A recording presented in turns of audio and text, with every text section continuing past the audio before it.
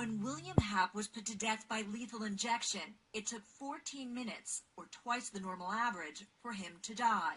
He was conscious and aware for a longer period of time than is typical, and he seemed to be grimacing or showing some indications of discomfort.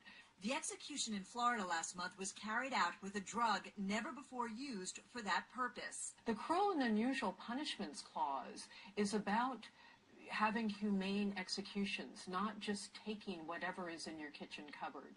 In Ohio, prison officials had planned to use an untested sedative-painkiller combination to execute Ronald Phillips, who was convicted of raping and murdering his girlfriend's 3-year-old daughter.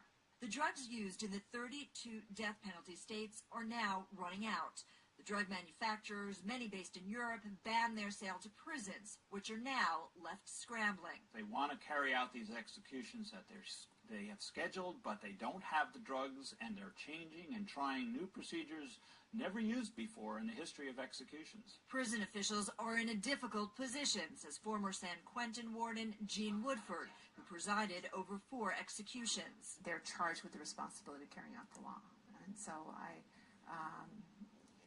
in doing that, they have to make decisions. Up until 5 years ago, most states used the same 3-drug protocol. The first puts the inmate to sleep. The second paralyzes the body.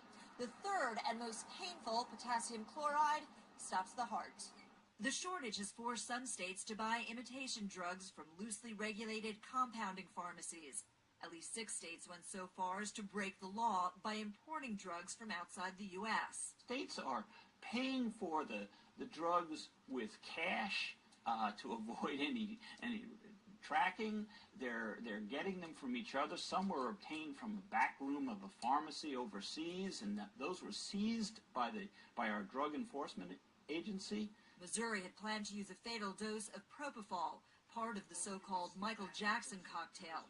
Instead, the governor temporarily postponed executions pending review.